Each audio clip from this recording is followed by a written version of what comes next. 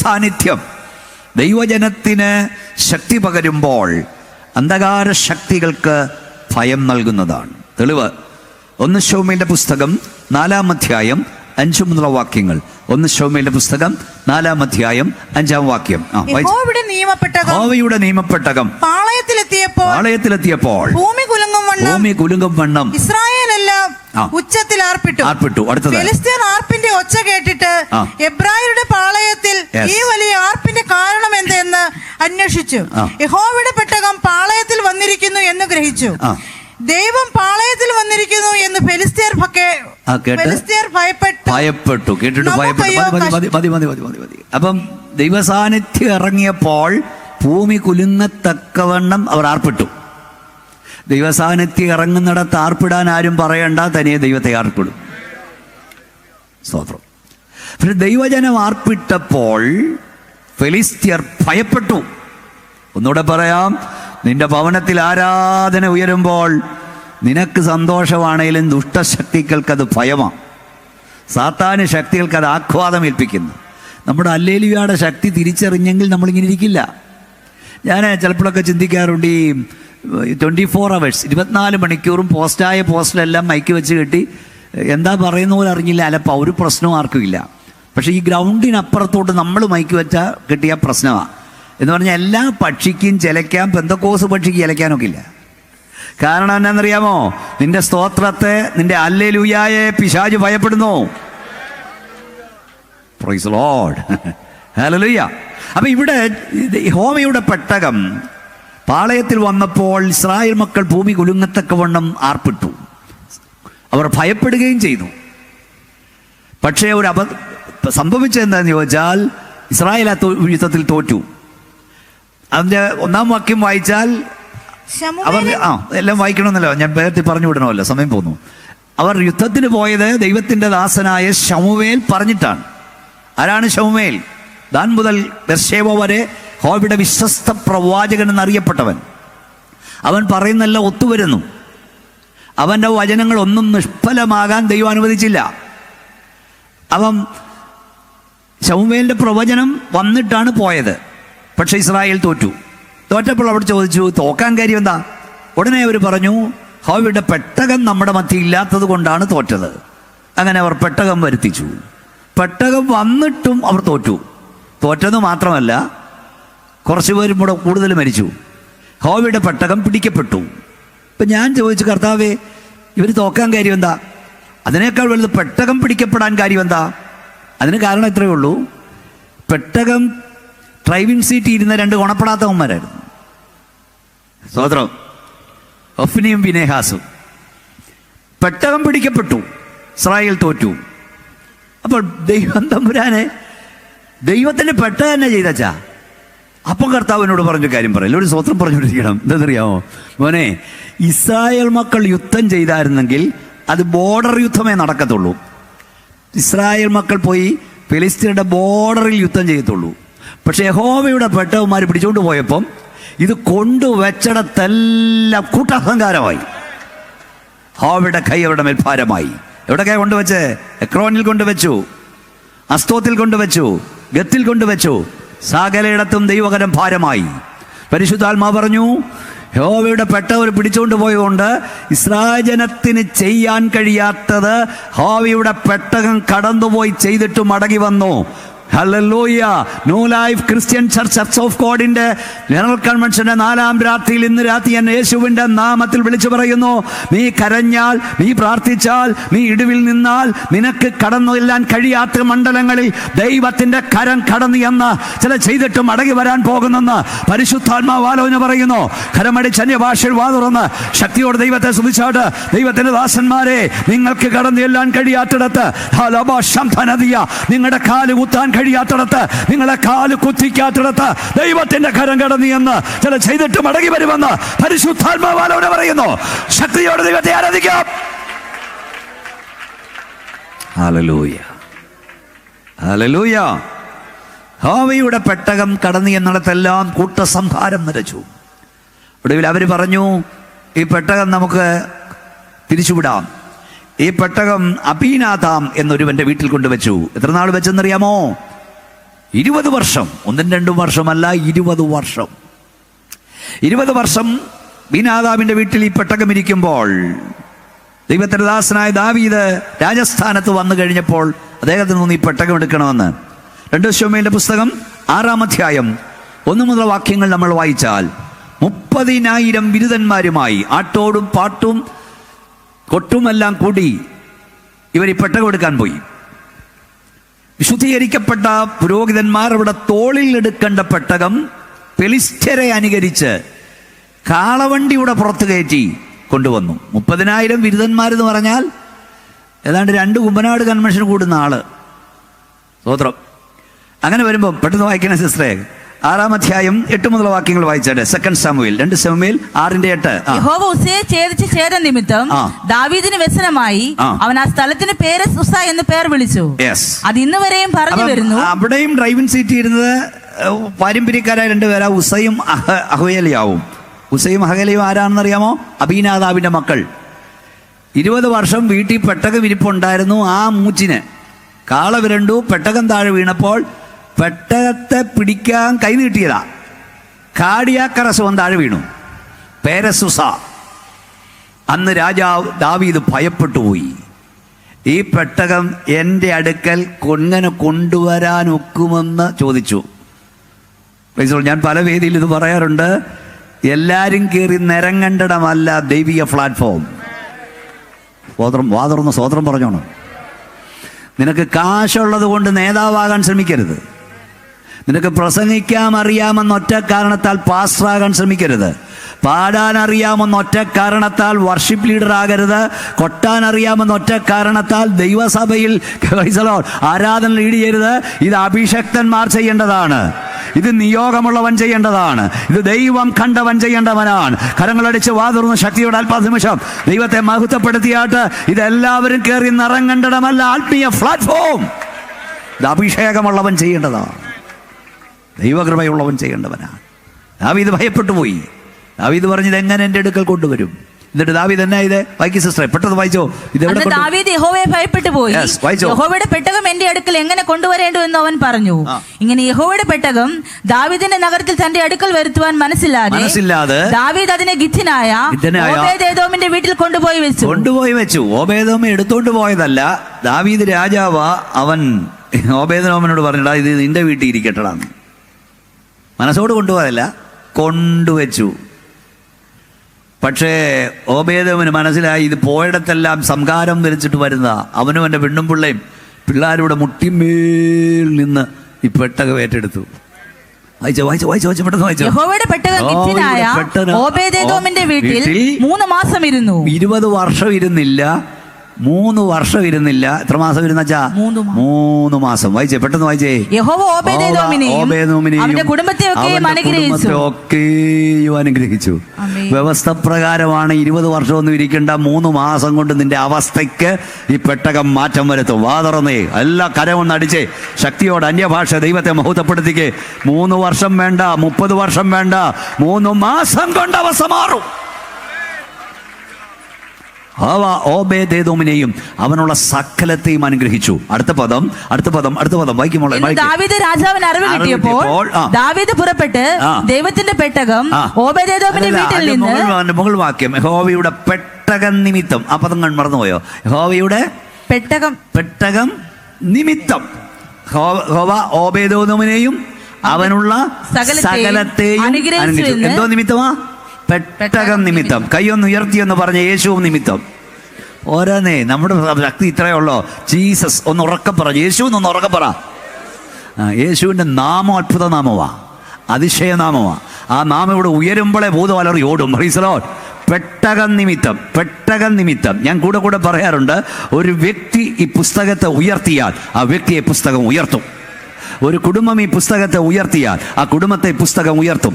ഒരു സമൂഹം ഈ പുസ്തകത്തെ ഉയർത്തിയാൽ ആ സമൂഹത്തെ പുസ്തകം ഉയർത്തും. നമ്മുടെ സകല ഉയർച്ചയ്ക്കും കാരണം ഈ പുസ്തകം എടുത്താന്ന് പറയാൻ തൻ്റെ ഇടമുള്ള ദൈവമക്കൾ ഒരിക്കൽ കൂടെ കൈ ഉയർത്തി സ്തോത്രം പറയാം. പോരാ, നമ്മുടെ എല്ലാം ബൈബിളൊന്ന് ഉയർത്തിയേ, വേദപുസ്തകം ഒന്ന് ഉയർത്തിപ്പിടിച്ചേ മക്കളെ.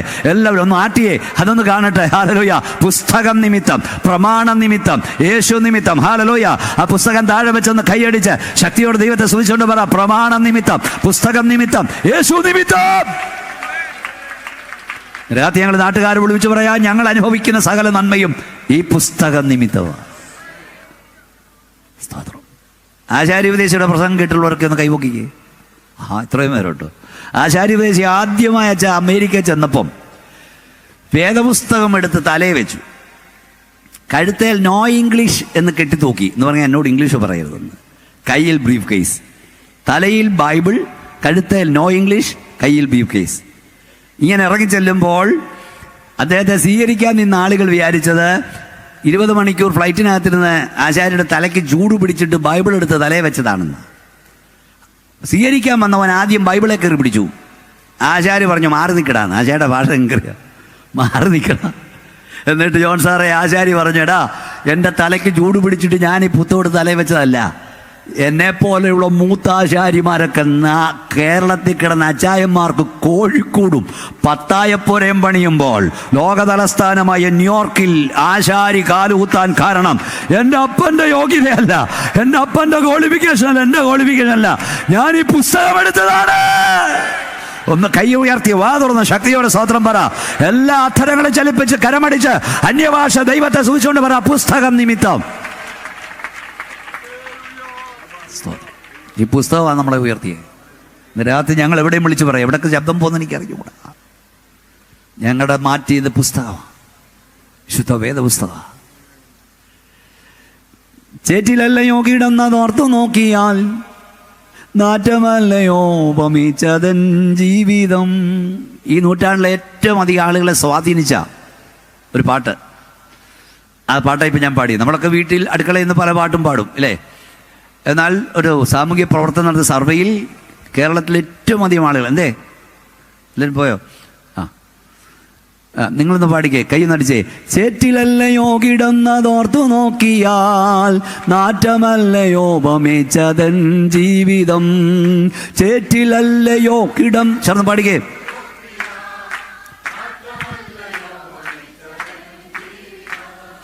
മാറ്റിയല്ലോ എൻ ജീവിതത്തെ മാറ്റമില്ലാത്ത തൻ്റെ കൃപയാൽ. മാറ്റിയല്ലോ എൻ ജീവിതത്തെ മാറ്റമില്ലാത്ത നിന്റെ കൃപ. ഓ വാഴ്ത്തി സ്തുതിക്കുമെന്ന് വാഴ്ത്തി സ്തുതിക്കുമെന്നും ഞാൻ എൻ്റെ താഴ്ചയെ. ഒന്നുകൂടെ.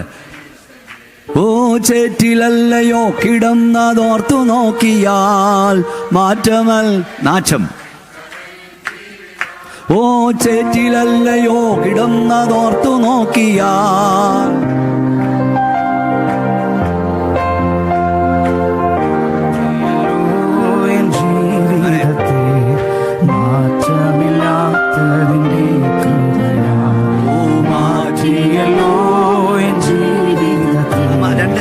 മാറ്റിയല്ലോ മാറ്റം മാറ്റിയല്ലോ. ഓ മാറ്റിയല്ലോ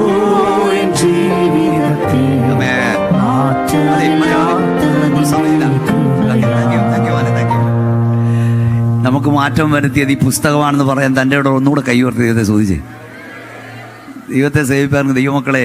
നമ്മുടെ മക്കളൊക്കെ ഉഗാണ്ടയിലും സൗത്ത് ആഫ്രിക്കയിലും നൈജീരിയയിലും ഒന്നും പോയില്ലേലും ഇന്ന തലമുറ വിടുവിക്കപ്പെട്ടല്ലോ. ഷാപ്പിൻ്റെ മുമ്പിൽ ക്യൂ നിൽക്കുന്നില്ലല്ലോ. സ്തോത്രം. അപ്പോൾ ഈ പുസ്തകം ആണ് മാറ്റം വരുന്നത്. പക്ഷെ അവിടെ ഒരു പദമുണ്ട്, ഈ പെട്ടക നിമിത്തം ഓബേദേദോമിനെ ദൈവം അനുഗ്രഹിക്കുന്നു എന്ന് കണ്ടപ്പോൾ ദാവീദ് ഈ പെട്ടകം എടുക്കാൻ വന്നു. ഈ പെട്ടകം എടുത്ത നിന്റെ കുടുംബത്തിൽ വന്ന മാറ്റം കണ്ടു വേണം മറ്റു പലരും ഈ പെട്ടകം എടുക്കാൻ. യേശു ഉണ്ടെന്ന് പറയുന്ന, പ്രമാണം ഉണ്ടെന്ന് പറയുന്ന നിന്റെ സഭയിൽ അടിയാണെ ഒരെണ്ണം ഇതിനകത്ത് വരില്ല. നിന്റെ വീട്ടിൽ തന്നെ താനിടിയും ബഹളമാണ്, ഒരെണ്ണം ഇതിനകത്ത് വരില്ല. ഈ പുസ്തകം നിനക്ക് മാറ്റം വരുത്തി ഇത് കണ്ടനേകറിനകത്ത് വരണം. സ്തോത്രം. അപ്പോൾ ഒന്നാമത് യേശുവിനെ തെരഞ്ഞ ഒന്നാമത്തെ കൂട്ടർ വിദ്വാൻമാരായിരുന്നു. അവർ യേശുവിനെ തെരഞ്ഞതവനെ ആരാധിക്കാനായിരുന്നു.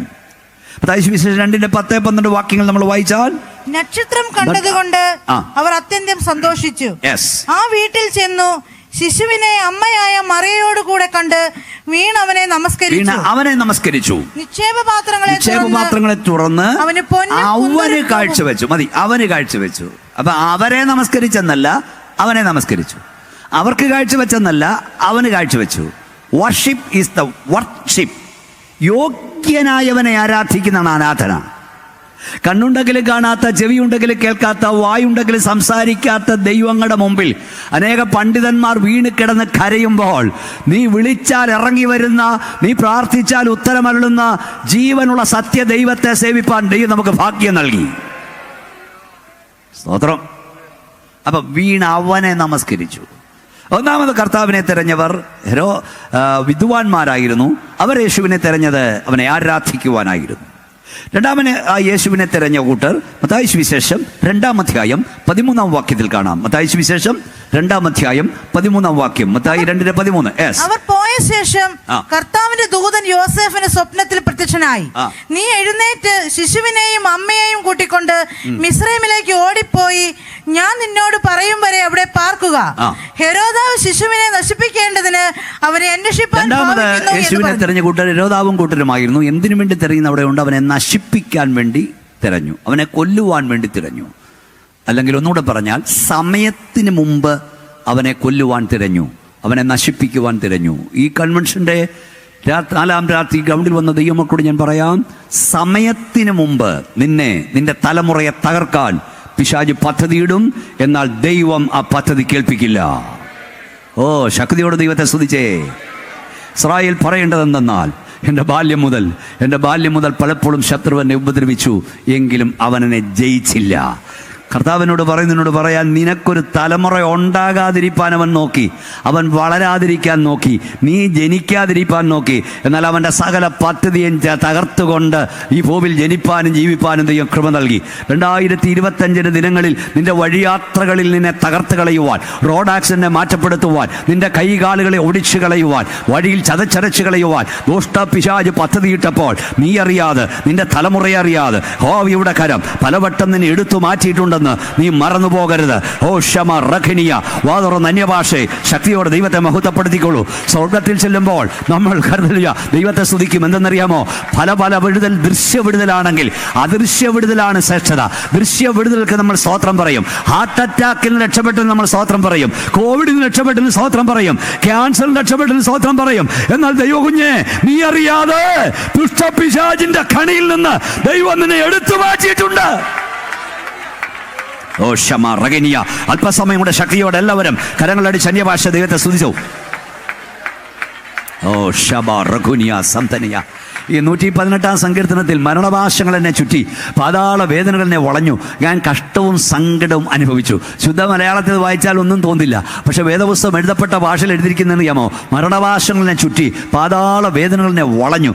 അതിൻ്റെ ഗ്രീക്ക് ഭാഷാന്തരം ഇങ്ങനെയാണ്: ദൈവമേ, എൻ്റെ വഴിയാത്രകളിൽ എന്നെ കുടുക്കിലാക്കുവാൻ, എന്നെ കണിയിലാക്കുവാൻ മരണം കുടുക്കൊരുക്കി, മരണം കണിയൊരുക്കി എന്നെ കാത്തിരുന്നു. എന്നാൽ നീയോ യഹോവേ, ഞാനറിയാതെ, എൻ്റെ കുഞ്ഞറിയാതെ, എൻ്റെ പ്രിയപ്പെട്ടവനറിയാതെ ആ മരണഭാഷങ്ങളെ വെട്ടിമാറ്റി എന്നെ വിടുവിച്ചതിനാൽ ഞാൻ നിന്നെ സ്തുതിക്കുന്നു. അതുകൊണ്ട് അവിടുന്ന് സ്തോത്രം പറഞ്ഞുകൊണ്ടിരിക്കുന്നത്. സമയത്തിന് മുമ്പ് നിന്നെ തകർക്കാൻ പിശാച് പദ്ധതിയിടും. റോഡ് ആക്സിഡന്റിനെ തകർക്കാൻ സമയത്തിന് മുമ്പ് എന്നെ കൊണ്ടുപോകാൻ അവൻ പദ്ധതിയിടും. പക്ഷെ ദൈവത്തിന്റെ പദ്ധതി പൂർത്തീകരിക്കും. പിശാചിന്റെ പദ്ധതികൾ പരാജയപ്പെടും. 1-2 വാക്യങ്ങൾ നോക്കാം. ദാനിയേൽ പ്രവചനം 6-ാം, സമയം പോയിട്ട് ഞാൻ സ്പീഡിലാണ് പറഞ്ഞുവിടുന്നത്. 6-ാം അധ്യായം 28-ാം വാക്യം. ദാനിയേൽ പ്രവചനം 6-ാം അധ്യായം 28-ാം വാക്യം. എന്നാൽ ദാനിയേൽ ദാരിയാവേശിന്റെ വാഴ്ചയിലും പാർസി രാജാവായ കോരെശിന്റെ വാഴ്ചയിലും ശുഭപ്പെട്ടു. എന്നാലെന്ന് പറഞ്ഞാൽ അതിന് പിൻപിൽ വലിയ കാര്യങ്ങളുണ്ട്. ദൈവത്തിന്റെ ദാസനായ ദാനിയേൽ ബാബിലോൺ സാമ്രാജ്യത്തിൽ കാലുകുത്തിയ നാൾ മുതൽ അവനെ തകർക്കാൻ, അവനെ ഓടിച്ചു കളയാൻ, അവനെ പമ്പകടത്താൻ, അവനെ ഇല്ലായ്മ ചെയ്യുവാൻ പിശാച് പല പദ്ധതി ഇറക്കി. അവരിലൂടെ, കൂട്ടുകാരിലൂടെ, നാട്ടുകാരിലൂടെ. പക്ഷെ ഇവിടെ വായിച്ച കേട്ടോ, എന്നാൽ ദാനിയേൽ ദാര്യാവേശിന്റെ കാലത്തും പാർസി രാജാവായ കോരേശിന്റെ കാഴ്ചയിലും അവിടെ 2 രാജാക്കന്മാരെ എഴുതിയിട്ടുള്ളൂ. ദാനിയേൽ നെബൂഖദ്നേസറിന്റെ കാലത്തും ബെൽഷസ്സറിന്റെ കാലത്തും ദാര്യാവേശിന്റെ കാലത്തും കോരേശിന്റെ കാലത്തും ശുഭപ്പെട്ടിരുന്നു എന്ന് പറഞ്ഞാൽ രാജാക്കന്മാർ ഇങ്ങനെ പോയിക്കൊണ്ടിരുന്നു. ദൈവം തന്റെ അഭിഷക്തനെ അവിടെ നിർത്തി.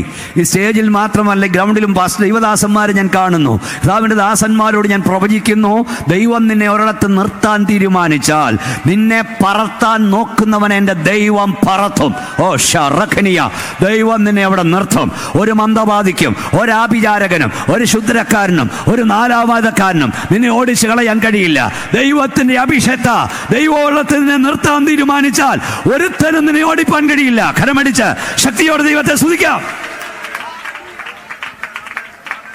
നിന്നെ ഓടിക്കാൻ നോക്കുന്നവനെ ദൈവം ഓടിക്കും, നിന്നെ പറത്താൻ നോക്കുന്നവനെ ദൈവം പറത്തും. ലൂക്കോസിന്റെ സുവിശേഷം വായിക്കേണ്ട 4-ാം അധ്യായം 16-ാം വാക്യം, യേശു വളർന്ന് നാസറേത്തിൽ വന്നു. മുമ്പേ വായിച്ചു കേട്ടില്ലേ? വളർത്തത്തില്ലെന്ന് പറഞ്ഞിടത്ത്, നിർത്തത്തില്ലെന്ന് പറഞ്ഞിടത്ത് അവനെ വളർത്തി. ഒന്നുകൂടെ ആത്മാവിൽ പറയുന്നു, നിന്നെ വളർത്തില്ലെന്ന് പറയുന്നിടത്ത്, നിന്നെ നിർത്തില്ലെന്ന് പറയുന്നിടത്ത് കർത്താവ് നിന്നെ വളർത്തും, അവൻ നിന്നെ നിർത്തും. സമയത്തിന് മുമ്പ് ഒടുക്കിക്കളയാൻ പിശാച് നോക്കും, പക്ഷെ ദൈവം സമ്മതിക്കില്ല. ഒന്നുകൂടെ പറഞ്ഞാൽ, ഒരു ദൈവ പൈതൽ എവിടെ മരിക്കണം, എപ്പോൾ മരിക്കണം, എങ്ങനെ മരിക്കണമെന്ന്, ഇതൊക്കെയാണ് കേൾക്കേണ്ട ദൂതുകൾ. പിശാചല്ല തീരുമാനിക്കുന്നത്, സ്വർഗത്തിലെ ദൈവമാണ് തീരുമാനിക്കുന്നത്. നമ്മുടെ വാഴ്ത്തപ്പെട്ട കർത്താവിനെ ലൂക്കോസിന്റെ സുവിശേഷം 13-ാം അധ്യായത്തില് ഹെരോദാവ് അന്വേഷിക്കുന്നു എന്ന് പറഞ്ഞപ്പോൾ കർത്താവ് എന്നാ പറഞ്ഞേ? നിങ്ങൾ ആ സാറിനോട് എന്ന് പറയാനാണ് പറഞ്ഞേ? ഒന്ന് പറയുന്നേ, അല്ല പിന്നെന്താ പറഞ്ഞേ? നിങ്ങൾ ആ കുറുക്കനോട് എന്ന് പറ. ആരെയും കയറി വിളിക്കല്ലേ. ഇന്നും നാളെയും മറ്റേനാളും ഞാൻ പ്രസംഗിക്കും, മറ്റേനാളിൽ പ്രസംഗം സമാപിപ്പിക്കും എന്ന് പറഞ്ഞാൽ നമ്മുടെ കർത്താവിനറിയാം എവിടാ മരിക്കാൻ പോന്നേ, എപ്പോഴാ മരിക്കാൻ പോന്നേ, എങ്ങനാ മരിക്കാൻ പോന്നേ. ഒന്നുകൂടെ ഞാൻ പറയും, ഗ്രൗണ്ടിൽ നിന്ന് ദൈവത്തിന് സ്തോത്രം പറയുന്ന ദൈവമക്കൾ എവിടെ മരിക്കണമെന്ന്, ഈ ഗ്രൗണ്ടിലുള്ള ദൈവദാസന്മാർ, സ്റ്റേജിലുള്ള ദൈവദാസന്മാർ എവിടെ മരിക്കണമെന്ന്, എപ്പോൾ മരിക്കണമെന്ന്, എങ്ങനെ മരിക്കണമെന്ന് പിശാചല്ല തീരുമാനിക്കുന്നത്, സ്വർഗത്തിലെ ദൈവമാണ്. ക്യാൻസർ വരട്ടെ, ഡയബറ്റീസ് വരട്ടെ, ബ്ലഡ് പ്രഷർ വരട്ടെ, ഹാർട്ട് അറ്റാക്ക് വരട്ടെ, യേശുവിൻ്റെ അധികാരമുള്ള നാമത്തിൽ നീ ക്യാൻസറിനോട് പറ, ഹാർട്ട് അറ്റാക്കിനോട് പറ, ബ്ലഡ് പ്രഷറിനോട് പറ, ക്യാൻസറേ, ബ്ലഡ് പ്രഷറേ, ഹാർട്ട് അറ്റാക്കേ, എൻ്റെ ദൈവം അനുവദിക്കാൻ നിനക്കെന്നെ കൊണ്ടുപോകാൻ കഴിയില്ല. ഇവിടെ ലോർഡ്സൺ ആൻ്റണി പറഞ്ഞല്ലോ, അദ്ദേഹത്തിന് എന്നോട് പറഞ്ഞു പെട്ടെന്ന് പോകണമെന്ന്. അതായത് 3 മാസം പോലും ജീവിക്കില്ലെന്നും ആക്സിഡൻറ്റ് തീരുമെന്നും വിചാരിച്ചാൽ ഞാൻ ചിന്തിച്ചു, സാധാരണ പാട്ട് എഫക്റ്റൊക്കെ വെച്ച് ഒരു ചെറിയ ശബ്ദം ചുണ്ടനക്കിയാൽ മതി, പാട്ട് പുറത്ത് വരും. അദ്ദേഹം മുഴുവൻ ശക്തി എടുത്താ പാടുന്നത്, അല്ലേ? അങ്ങനെ വേണം പാടാൻ.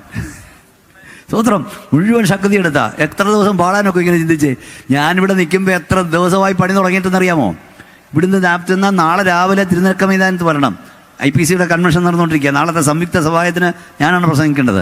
നാളെ വൈകിട്ട് വേറെ മീറ്റിംഗ് ഉണ്ട്. പിന്നെ തിങ്കളാഴ്ച വെളുപ്പിനെ പോകണം കോവളത്തൊരു കല്യാണം നടത്താൻ. ഞാൻ സാധാരണ പറയും, മൈക്കിൻ്റെ പച്ചയും നിങ്ങളുടെ സ്വോത്രം കൊണ്ട് നിൽക്കുക, നിങ്ങൾ അനങ്ങാതിരുന്ന പണി വാളും. Praise Lord. അപ്പം ഒരു ദൈവ പൈതൽ എവിടെ മരിക്കണം തീരുമാനം പിശാചല്ല. അപ്പം ലോർഡ്സൺ പറഞ്ഞല്ലോ, ഞാനും നിങ്ങൾക്കറിയാം 3 തവണ മരണം എന്നെ പിടിച്ചതാണ്. നിങ്ങളൊക്കെ ഒത്തിരി പ്രാർത്ഥിച്ചിട്ടുണ്ടെന്ന് എനിക്കറിയാം, പല സോഷ്യൽ മീഡിയയിലൊക്കെ. 2021 ഇത് പറയാതിരിക്കാമില്ല. ഞാൻ ലോർഡ്സൺ എന്ന് പറഞ്ഞപ്പോൾ മിക്കയിടത്തും ലോർഡ്സൺ പറയും. അപ്പം ദൈവം ചെയ്ത ഉപകാരം എല്ലായിടും പറയണം, അല്ലേ? 2021 ജനുവരി മാസം 24-ാം തീയതി 1.5 മണിക്കൂർ പ്രസംഗിച്ചിട്ട് ഞാൻ തന്നെ കാർ ഡ്രൈവ് ചെയ്ത് എൻ്റെ വീട്ടിലേക്ക് കഴിയുമ്പോൾ കാർഡിയാക് അറസ്റ്റിൻ്റെ രൂപത്തിൽ മരണം എൻ്റെ അരികിൽ വന്നു. ഞാൻ വിചാരിച്ചു സാധാരണ തൊണ്ടവേദന പോലെ പാസ തോന്നിയത്. ഞാൻ വിചാരിച്ചു തൊണ്ടവേദനയാണ്, കോവിഡാന്നാണ് വിചാരിച്ചത്. പക്ഷെ കോവിഡ് അല്ലായിരുന്നു. എൻ്റെ ഹൃദയസ്പന്ദനം നിലയ്ക്കാൻ പോകുന്നെന്നും എൻ്റെ ശബ്ദം നിലയ്ക്കാൻ പോകുന്നു വൈദ്യശാസ്ത്രം പറഞ്ഞപ്പോൾ തമ്പുരാൻ തൻ്റെ പ്രോഗ്രാം ടൈൽ എഴുതിയിട്ടിരുന്നു, 2026 ജനുവരി മാസം 10-ാം തീയതി ന്യൂ ലൈഫ് ചർച്ച് ഓഫ് ഗോഡിൻ്റെ ജനറൽ കൺവെൻഷൻ ഭീമോനച്ച നീ നിൽക്കണമെന്ന് തമ്പുരാൻ എഴുതി വിട്ടിരുന്നു. അവിടെ മാത്രമല്ല 10ഓളം രാജ്യങ്ങൾ ഇതിനോടകം ഞാൻ പ്രസംഗിച്ചു കഴിഞ്ഞു. കർത്താവിന്റെ അഭിഷേകം പറഞ്ഞില്ലേ, അദ്ദേഹം വിളിക്കുമ്പോൾ ഞാൻ UK ഞാൻ ഒന്നുകൂടെ പറയാം, 1000 കൂടെ പറയുന്നത് നിന്നെക്കുറിച്ചുള്ള, നിന്റെ കുടുംബത്തെക്കുറിച്ചുള്ള, നിന്റെ കുഞ്ഞുങ്ങളെക്കുറിച്ചുള്ള പിശാചിന്റെ പദ്ധതികൾ പരാജയപ്പെടും. ദൈവത്തിന്റെ പദ്ധതി വിജയിക്കും. കൈയടിച്ച് ഉറങ്ങിക്കോ. ഹോഷറഖോനിയ, വാ തുറന്നോ, ശക്തിയോടെ വാ തുറന്ന് കരമടിച്ച് അന്യഭാഷ സ്തോത്രം പറഞ്ഞ് പറ, ദുഷ്ട പിശാചേ, എന്നെക്കുറിച്ചുള്ള, എൻ്റെ കുടുംബത്തെക്കുറിച്ചുള്ള, എൻ്റെ കുഞ്ഞുങ്ങളെക്കുറിച്ചുള്ള, ഷറദിയ, എൻ്റെ കുടുംബത്തെക്കുറിച്ചുള്ള, എൻ്റെ സഭയെക്കുറിച്ചുള്ള നിന്റെ പദ്ധതികൾ പരാജയപ്പെടും. ദൈവത്തിന്റെ പദ്ധതി വിജയിക്കും. ഒരു ദൈവം ഇതിൽ എവിടെ മരിക്കണമെന്ന് സാത്താനല്ല ഇതിന്. ആരാണ്ടൊക്കെ പറഞ്ഞു വഴിയിൽ ഉടനെ ഒരാൾ ആക്സിഡൻറ്റിൽ മരിച്ചോണ്ട് സാത്താൻ നോ നോ നോ നോ. ഒരു ദൈവദാസൻ എവിടെ ഇപ്പം മരിക്കണമെന്ന് പിശാചല്ല തീരുമാനിക്കുന്നത്, ദൈവമാ. പിന്നെ വാഹനം ഓരോരുത്തർക്കും ഓരോന്ന് വരും, അതിനപ്പുറം ഒന്നും ചിന്തിക്കണ്ട. പിശാചിന് കഴിയില്ല. പിന്നെ ഒരു കാര്യമുണ്ട്, ഈ ദൈവത്തിൻ്റെ ദാസനായ വി എ തോമസിനെ കണ്ടിട്ടും കേട്ടിട്ടുള്ള കുറച്ച് പേരെങ്കിലും ഇവിടെ കാണും. അദ്ദേഹം ഭയങ്കര പ്രസംഗിനാണ്. എല്ലാവരും ഇങ്ങനെ പിടിച്ചുകൊണ്ട് വേണം നിർത്താൻ, ഇങ്ങനെ ഇരിക്കുക. പക്ഷേ സ്റ്റേജിലോട്ട് കയറിക്കഴിഞ്ഞാൽ പുള്ളിയുടെ സാറ് കണ്ടിട്ടില്ലേ, പുള്ളിയുടെ മട്ടം മാറും. അപ്പോൾ ഈ വി എ തോമസിൻ്റെ കൂട്ടുകാരനായിരുന്നു കാനവച്ചൻ, നമ്മുടെ എല്ലാം കാനവച്ചൻ. അപ്പോൾ കാനവച്ചൻ ഒരിക്കൽ വി എ തോമസിനോട് പറഞ്ഞു, എൻ്റെ വി എ തോമസ് കുറച്ചൊക്കെ പ്രോഗ്രാം കുറച്ചെടുക്കും, ഇങ്ങനെ ഓടുന്നത് ശരിയാണോ എന്ന് ചോദിച്ചപ്പം വി എ തോമസ് കാനവച്ചനോട്, അച്ചോ നിങ്ങളല്ല ഈ തച്ചുപണിക്കാരാ, ഞാൻ ഉടമ്പണിപ്പണിക്കാരന്. തച്ചുപണിക്കാരന് കൊട്ടിക്കൊട്ടി ഇരുന്നാൽ മതി, ഉടമ്പടിപ്പണിക്കാരന് നേരത്തെ പണി തീർത്തിട്ട് വീട്ടിൽ പോകണമെന്ന്. സ്വോത്രം കേട്ടില്ലല്ലോ. ഉടമ്പണിപ്പണിക്കാരന് പണി തീർത്തിട്ട് വീട്ടിൽ പോകണം. പണി തീർത്താ വീട്ടിൽ പോവും, പണി തീരാതെ വീട്ടിൽ കൊണ്ടുപോകത്തില്ല. പണി തീർന്നാൽ പിന്നെ വീട്ടിലോട്ടാ പോകണമെന്ന് ഉറപ്പുണ്ടായത് എന്തിനാ ഭാരപ്പെടുന്നത്? പണി തീരാതെ കൊണ്ടുപോയില്ല. അതെപ്പം തീരുമെന്നുള്ളതാ. എപ്പം തീരും? 88 തീർന്നിട്ടുള്ളെങ്കിൽ 88 കൊണ്ടുപോകത്തുള്ളൂ. 58 തീർന്ന 58 കൊണ്ടുപോകും. സ്വോത്രം കേട്ടില്ല. അച്ഛനിരിക്കുന്ന പോലെ അങ്ങോട്ട് ഇരിക്കണം കേട്ടോ. ഇവിടെ 96 നിന്നെ കൊണ്ടുള്ള പദ്ധതി ദൈവം തീർക്കത്തുള്ള അന്നേ കൊണ്ടുപോകുള്ളൂ. അതിനു മുമ്പ് പാണ്ടിലോറി നിന്റെ മണ്ടയ്ക്കൂടെ കയറി ഇറങ്ങിയാലും നീ ജാകത്തില്ല. എന്നാൽ ദൈവത്തിന്റെ പദ്ധതി 46 തീർന്നാ കൊണ്ടുപോകും. സ്തോത്രം, സ്തോത്രം, സ്തോത്രം. ശക്തിയോട് പറഞ്ഞേ സ്തോത്രം. അതുകൊണ്ട് ഞാൻ ചെറുപ്പക്കാരോടൊക്കെ പറയും, 96 ജാകത്തുള്ളൊന്നും വെച്ച് കാച്ചരുത്. ദൈവത്തിന്റെ പദ്ധതി തീരുമ്പോൾ നമ്മളിവിടുന്ന് പോവും. അതുവരെ നമ്മളിവിടെ കാണും.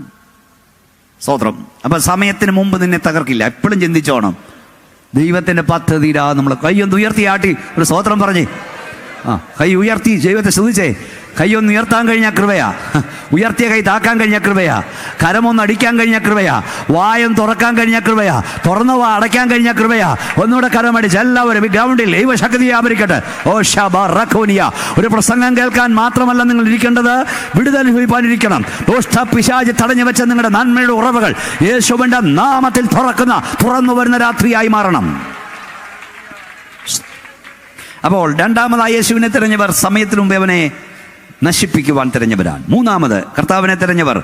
ലൂക്കോസിന്റെ സുവിശേഷം 2-ാം അധ്യായം 41 മുതലുള്ള വാക്യങ്ങൾ വായിക്കാം. ലൂക്കോസ് സുവിശേഷം 2-ാം അധ്യായം 41 മുതലുള്ള വാക്യങ്ങൾ. യേശുവിനെ തിരഞ്ഞ മൂന്നാമത്തെ കൂട്ടർ. അവന്റെ അമ്മയപ്പന്മാർ ആണ്ടുതോറും പെസഹ പെരുന്നാളിന് യെരുശലേമിലേക്ക് പോകും. അവന് 12 വയസ്സായപ്പോൾ അവർ പതിവ് പോലെ പെരുന്നാളിന് പോയി. പെരുന്നാൾ കഴിഞ്ഞ് മടങ്ങി പോരുമ്പോൾ ബാലനായ യേശു യെരുശലേമിൽ താമസിച്ചു. അമ്മയപ്പന്മാരോ അറിഞ്ഞില്ല. സഹയാത്രക്കാരുടെ കൂട്ടത്തിൽ ഉണ്ടായിരിക്കുമെന്ന് അവർ ഊഹിച്ചിട്ട് ഒരു ദിവസത്തെ വഴി പോന്നു. പിന്നെ അവനെ ബന്ധുക്കളുടെയും പരിചയക്കാരുടെയും ഇടയിൽ തിരഞ്ഞു. കാണാഞ്ഞിട്ട് അവനെ അന്വേഷിച്ചുകൊണ്ട് യേശുവിനെ തിരഞ്ഞ അടുത്ത കൂട്ടർ യേശുവിന്റെ അമ്മയപ്പന്മാരാണ്. കയ്യിലുണ്ടായിരുന്ന കർത്താവിനെ തിരഞ്ഞിട്ട് തപ്പി നടന്നു. കർത്താവ് കൂടെ ഉണ്ടായിരുന്നു, ആ കർത്താവിനെ കളഞ്ഞിട്ട് തപ്പി നടക്കുക. ഇന്ന് രാത്രി ഇവിടെ വന്നിട്ടുണ്ട്, ഉണ്ടായിരുന്ന കൃപ കളഞ്ഞിട്ട് തപ്പി നടക്കുക. യേശു കൂടെ ഉണ്ടായിരുന്നു, കളഞ്ഞു. എനിക്ക് ഇഷ്ടപ്പെട്ടുന്നുണ്ട് കാര്യങ്ങൾ ഇവിടെ ഉണ്ട്. യേശുവിൻ്റെ മാതാപിതാക്കൾ ആണ്ടുതോറും ഉത്സവത്തിന് പെരുന്നാളിന് പോകും, അല്ലെ ആരാധനയ്ക്ക് പോകും. അപ്പോൾ ആരെയും കൂടെ കൊണ്ടുപോയി? ഉറക്കെ പറഞ്ഞ് കേൾക്കണം, യേശുവിനെ കൊണ്ടുപോയി. നമ്മുടെ ഭാഷയിൽ പറഞ്ഞാൽ TV തുറന്നിട്ട് കാർട്ടൂൺ കണ്ടുകൊണ്ട് മോന് വിട്ടിരുന്നു എന്ന് പറഞ്ഞിട്ട് പോയില്ല. ടാബ് കൊടുത്തിട്ട് എന്ന് ഉറപ്പുറപ്പിക്കണം. എവിടെ മലയാളിയുണ്ട് അവിടെല്ലാം ഞാൻ യേശുവിൻ്റെ നാമം ഉയർത്തിക്കൊണ്ടിരിക്കുന്നു. ഞാനിവിടെയൊക്കെ പറയാറുണ്ട്, എന്തെന്നറിയാമോ, കാനഡയിലും ന്യൂയോർക്കിലും ലണ്ടനിലും ഓസ്ട്രേലിയയിലും എല്ലാം ഞാൻ പറയും, ഒരു 20 വർഷം കഴിഞ്ഞ്, ഒരു 15 വർഷം കഴിഞ്ഞ് നിന്റെ തലമുറ നിന്റെ കൂടെ ഉണ്ടെങ്കിൽ നിന്റെ കാനഡ രക്ഷപ്പെട്ടു, നിന്റെ ന്യൂയോർക്ക് രക്ഷപ്പെട്ടു, നിന്റെ ഓസ്ട്രേലിയ രക്ഷപ്പെട്ടു. 15 വർഷം കഴിഞ്ഞ് നിന്റെ തലമുറ നിന്നോടുകൂടെ ദൈവത്തെ ആരാധിക്കാനില്ലെങ്കിൽ നിന്റെ ന്യൂയോർക്ക് വട്ടപൂജ്യമാ, നിന്റെ കാനഡ വട്ടപൂജ്യമാ. കാരണം ദൈവം നിന്നെ അനുഗ്രഹിച്ചതിന്റെ തെളിവ് നിന്റെ കെട്ടിടത്തിന്റെ വലിപ്പമല്ല, നിന്റെ കാറിന്റെ വിലയല്ല, നിന്റെ ബാങ്ക് ബാലൻസ് അല്ല. ദൈവം നിന്നെ അനുഗ്രഹിച്ചതിന്റെ തെളിവ് നീ സേവിക്കുന്ന ദൈവത്തെ നിന്റെ തലമുറ സേവിക്കുന്നതാണ്. നീ എടുത്ത വേദപുസ്തകം നിന്റെ സന്താനം എടുക്കുന്നതാണ്. കയ്യൊന്നടിച്ച് വാ തുറന്ന് ശക്തിയോടെ ദൈവത്തെ സ്തുതിച്ചേ. അതാ എനിക്ക് സന്തോഷം തോന്നിയത്. അപ്പൻ്റെ അടിയിൽ വന്നിരുന്നല്ലോ, അദ്ദേഹത്തിൻ്റെ പിതാവ് ചുമന്ന ക്രൂശ് പുസ്തകം എടുക്കാൻ ഒടുങ്ങിയല്ലോ. അത് കാണുമ്പം കുശുമ്പില്ലേ, കൈയടിച്ച് ദൈവത്തെ സ്തുതിക്കണം. അത് എത്ര കാലം കൊണ്ട് ഇതൊക്കെ ഞാൻ പറഞ്ഞിരിക്കുന്ന. യേശുവിൻ്റെ അമ്മയപ്പന്മാർ ആരാധനയ്ക്ക് പോയപ്പം മോനെയും കൊണ്ടുപോയി. പക്ഷെ ഒരു അബദ്ധം പറ്റി. സഹോദരൻ, മോനെ അവിടെ ഇട്ടിട്ട് പോരുന്നു. നിന്റെ തലമുറ കൃപയിൽ വളരട്ടെ, നിന്റെ മക്കൾ നിന്നെ പിന്തുടരട്ടെ, മക്കൾ കൂടെ ഉണ്ടെന്ന് ഉറപ്പ് പ്രാപിക്കുക. സഹോദരം, ഞാൻ അതിനിടയ്ക്ക് പിള്ളേരോടൊരു കാര്യം പറയാം. മക്കളെ, ഈ ഭൂമിയിൽ ജീവിച്ചിരുന്നവരിൽ സ്നാനം ആവശ്യമില്ലാത്ത ഒരാളുണ്ടായിരുന്നെങ്കിൽ അതാരായിരുന്നു? യേശു കർത്താവ്. അഭിഷേകം ആവശ്യമില്ലാത്ത ഒരാളുണ്ടായിരുന്നെങ്കിൽ അത് യേശുവായിരുന്നു. കരയണ്ടാത്ത ഒരാളുണ്ടായിരുന്നെങ്കിൽ അതാരായിരുന്നു? യേശു കർത്താവായിരുന്നു. പ്രാർത്ഥിക്കേണ്ടാത്ത ഒരാളുണ്ടായിരുന്നെങ്കിൽ അതാരായിരുന്നു? യേശുവായിരുന്നു. ഉപവസിക്കേണ്ടാത്ത ഒരാളുണ്ടായിരുന്നെങ്കിൽ അത് യേശുവാണ്. ആത്മശക്തി ആവശ്യമില്ലാത്ത ഒരാളുണ്ടായിരുന്നെങ്കിൽ അത് യേശു കർത്താവാ. മാതാപിതാക്കൾക്ക് കീഴടങ്ങണ്ടാത്ത ഒരാളുണ്ടായിരുന്നെങ്കിൽ അത് യേശുവാ. യേശു സ്നാനപ്പെട്ടു, നീ സ്നാനപ്പെടണം. യേശു കരഞ്ഞു, നീ കരയണം. യേശു പ്രാർത്ഥിച്ചു, നീ പ്രാർത്ഥിക്കണം. യേശു ഉപവസിച്ചു, നീ ഉപവസിക്കണം. യേശുവിന് ആത്മശക്തി ആവശ്യമായിരുന്നെങ്കിൽ നിനക്ക് ആത്മശക്തി എത്രയധികം ആവശ്യമാണ്. യേശു മാതാപിതാക്കൾ കീഴടങ്ങി, നീ മാതാപിതാക്കൾ കീഴടങ്ങണം. സ്തോത്രം, സ്തോത്രം. നീ അനുഗമിക്കേണ്ടത് ഒരു ഫിലിം സ്റ്റാറിനെ അല്ല, ഒരു ഫുട്ബോൾ കളിക്കാരനെ അല്ല, ഒരു ക്രിക്കറ്റ് കളിക്കാരനെ അല്ല. നീ അനുഗമിക്കേണ്ടത് നാസ്രയനായ യേശുവിനെയാണ്. രണ്ടാമത് നീ അനുഗമിക്കേണ്ടത് നിന്റെ അപ്പനെയാണ്, നിന്റെ അമ്മയാണ്. മക്കള് നിന്നെ ഫോളോ ചെയ്യണം. മാതാപിതാക്കളെ, നിന്റെ തലമുറ നിന്നെ ഫോളോ ചെയ്യണം. ഇന്നിവിടെ വന്ന് ചെറുപ്പക്കാർക്കായി ഞാൻ ദൈവത്തെ സ്തുതിക്കുക. പലയിടത്തും ചെറുപ്പക്കാരൊന്നും ഇല്ല, കൺവെൻഷന് വരാൻ ആളുകളില്ല. 20 വയസ്സിന് താഴെയുള്ള പിള്ളേരെല്ലാം ഒന്ന് കൈപൊക്കിക്കേ. 20 വയസ്സിന് താഴെയുള്ള എല്ലാവരും ഒന്ന് കൈപൊക്കിക്കേ. കണ്ടോ? നിങ്ങളെ ദൈവം അനുഗ്രഹിക്കട്ടെ. സ്തോത്രം. പലയിടത്തും പിള്ളേരില്ല, അവർക്ക് കൺവെൻഷനൊന്നും വേണ്ട. ഞങ്ങളൊക്കെ പഠിച്ചുകൊണ്ടിരുന്ന കാലഘട്ടത്തിൽ മോഡൽ എക്സാം വന്നാൽ ഉപവാസപ്രാണം നിന്നാൽ പോയി അഭിഷേകം പ്രാപിക്കണമെന്ന് പറയുന്നത്. ഇപ്പോൾ വചനം വേണ്ട. ഇവിടെ രാവിലെ സൺഡേ സ്കൂൾ പഠിപ്പിക്കാൻ വരുന്ന അധ്യാപകൻ മക്കളെ ട്യൂഷൻ സെൻ്ററിൽ കൊണ്ടുവിട്ടിട്ട് അവൻ പഠിപ്പിക്കാൻ വരുന്നത്. ഞായറാഴ്ച അവൻ്റെ മോനെ ട്യൂഷൻ സെൻ്ററിൽ ഗുണപ്പെട്ടോണം. സ്വതന്ത്രം. ഇവിടെ നിന്റെ അപ്പൻ എന്തോ എഞ്ചിനീയർ ആയിരുന്നു, ദൈവം നടത്തിയില്ലേ? Without Christ you are a zero, with Christ you are a hero. നിന്റെ തലമുറ നിന്നെ പിൻപറ്റുന്നെന്ന് ഉറപ്പ് പ്രാപിക്കണം. ഏതായാലും യേശുവിൻ്റെ അമ്മയപ്പന്മാർ അറിഞ്ഞ എപ്പോഴാ അറിഞ്ഞ്? കൊച്ചൻ കൂടില്ലെന്ന് അറിഞ്ഞപ്പോഴാ? 1.5 ദിവസം കഴിഞ്ഞ്. ഇവിടെ 12 വയസ്സ് പ്രായമുള്ളൊരു കൊച്ചൻ കൂടുണ്ട്, അവൻ വെള്ളം കുടിച്ചവൻ ചോദിക്കണ്ടേ സാറേ? അവർ നോക്കിയില്ല. ഏതായാലും 1.5 ദിവസം കഴിഞ്ഞപ്പോൾ യേശുവിൻ്റെ അപ്പനും അമ്മയും അറിഞ്ഞുകൂടാ മോനില്ലെന്ന്. ഇവിടെ ചിലർ അറിയുന്നത് 3 വർഷം കഴിഞ്ഞാൽ ജോണിക്കുട്ടി കയ്യിൽ നിന്ന് പോയി, മോളിക്കുട്ടി കയ്യിൽ നിന്ന് പോയി. എലിസബത്ത് നമ്മുടെ കൂടെ ഇല്ല. 5 വർഷം കഴിഞ്ഞാൽ അറിയുന്നത് കൂടെ ഉണ്ട് എന്ന് ഭാവനയാണ്. ഞാനേക്കൂട. നിന്റെ തലമുറ നിന്നെ പിൻപറ്റണം. ഞാൻ പലയിടത്ത് പറയാൻ നിങ്ങൾ കേൾക്കാറുണ്ട്. ഇപ്പം ഞാൻ പറഞ്ഞൊരു വൈറലായൊരു കാര്യമാണ്. ഞാൻ സാധാരണ പ്രസംഗ പീഠത്തിൽ ഇന്ന് നേരത്തെ ഞാൻ വന്നു പാട്ട് കേട്ടുകൊണ്ടിരുന്നു. സാധാരണ പ്രസംഗ സമയം എന്നെ എത്തിയാൽ ഇരുത്തുകയും ചെയ്തു. നിങ്ങൾ 8 കാലമായി തന്നു. ഞാൻ പ്രസംഗ സമയം ആകുമ്പോഴേ കയറി വരാവുള്ളൂ. അവിടെ ഇവിടെ നിന്ന് പ്രാർത്ഥിച്ചുകൊണ്ടിരിക്കും. അങ്ങനെ ഞാനൊരു പ്രസംഗ സ്ഥലത്ത് പോയി, സ്റ്റേജേ ഉള്ളൂ, പന്തലില്ല. അപ്പം അവിടെ സോഫയിൽ ഇരിക്കുമ്പോൾ പെട്ടെന്ന് കാറ്റടിക്കാൻ തുടങ്ങി, ആകാശം മേഘാമൃതമാകാൻ തുടങ്ങി, മഴ പെയ്യുമെന്ന് തോന്നി. പാട്ട് കായകസംഘം പാടിക്കൊണ്ടിരിക്കുക. ഞാൻ ആ സോഫയിൽ ഇങ്ങനെ ധ്യാനിച്ചിരിക്കുമ്പം 4-5 വയസ്സ് പ്രായമുള്ളൊരു കുഞ്ഞ് ആ വീട്ടിൽ വന്ന് ദേവദാസന്മാരെ കാണാൻ മുട്ടുകുത്തിയിരുന്നു. എന്നിട്ട് ആ സോഫയിൽ നിന്നൊരു തുണിയെടുത്ത് അവൾ തൊളയിലിട്ടു. എന്നിട്ട് ചിണുങ്ങിക്കൊണ്ട് കരഞ്ഞുകൊണ്ട്, യേശു അപ്പച്ച ഇന്ന് മഴ പെയ്യിക്കല്ലേ, നിന്റെ ദാസന് പ്രസംഗിക്കാനുള്ളതാ. സത്യത്തിൽ ഞാനിവിടുന്ന് കരഞ്ഞു. ആകാശം മേഘാവൃതമായപ്പോൾ മഴ പെയ്യുമെന്ന് കണ്ടപ്പോൾ 4 വയസ്സുകാരിയെ മുട്ടിമേൽ നിർത്താൻ ആരാ പഠിപ്പിച്ചത്? ഓഷമാറിയിന. പ്രാർത്ഥിക്കുമ്പോൾ മുട്ട നിൽക്കണമെന്ന് ആരാ അവളെ പഠിപ്പിച്ചേ? പ്രാർത്ഥിക്കുമ്പം തലേ തുണി ഇടണമെന്ന് ആരാ അവളെ പഠിപ്പിച്ചത്? പ്രാർത്ഥിക്കുമ്പോൾ ചിണുങ്ങണമെന്ന് ആരാ അവളെ പഠിപ്പിച്ചത്? പ്രാർത്ഥിക്കുമ്പോൾ കരയണമെന്ന് ആരാ അവളെ പഠിപ്പിച്ചത്? ഒന്നുകിൽ അവിടെ മമ്മിയുടെ പ്രാർത്ഥന അവൾ കണ്ടിട്ടുണ്ട്, അല്ലെങ്കിൽ അവിടെ വല്യമ്മച്ചിയുടെ പ്രാർത്ഥന അവൾ കണ്ടിട്ടുണ്ട്. പ്രതിസന്ധി വരുമ്പോൾ, പ്രശ്നങ്ങൾ വരുമ്പോൾ മുട്ടിമേൽ നിൽക്കാൻ നിന്റെ തലമുറയെ പഠിപ്പിക്കണം. കയറെടുക്കാനല്ല പഠിപ്പിക്കേണ്ടത്, നരമ്പ് മുറിക്കാനല്ല പഠിപ്പിക്കേണ്ടത്. ഏത് പ്രതിസന്ധിയും വരട്ടെ, ആ പ്രതിസന്ധിയെ മുട്ടിമേൽ നേരിടാൻ നിന്റെ തലമുറയെ പഠിപ്പിക്കണം. കരം പിടിച്ചാട്ട് ശക്തിയോടെ ദൈവത്തെ സ്തുതിച്ചാട്ട് സ്തോത്രം പറയാൻ നിന്റെ തലമുറയെ പഠിപ്പിക്കണം. ആരാധിക്കാൻ നിന്റെ തലമുറയെ പഠിപ്പിക്കണം. കരയാൻ നിന്റെ തലമുറയെ പഠിപ്പിക്കണം. ശക്തിയോടെ ഭാഷ ദൈവത്തെ സ്തുതിച്ചേ. എല്ലാവരും ദൈവത്തെ ആരാധിച്ചേ. നിന്റെ തലമുറയെ സ്തോത്രം പറയാൻ പഠിപ്പിക്കേണ്ടത് സഭാകോളി കൊണ്ടുവന്നിട്ടല്ല. നിന്റെ കുടുംബ പ്രാർത്ഥനയിൽ ഹല്ലേലൂയ ഉണ്ടെങ്കിൽ, സ്തോത്രമുണ്ടെങ്കിൽ, അന്യഭാഷ ഉണ്ടെങ്കിൽ ഇവിടെ വന്നവരല്ലേ പറയും.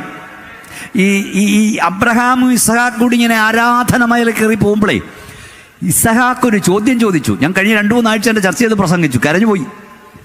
ഏതപ്പനും കരയാത്ത അപ്പനോടൊരു ചോദ്യം. അപ്പാ, തീയുണ്ട്, വിറകുണ്ട്, യാഗവസ്തു എവിടെ?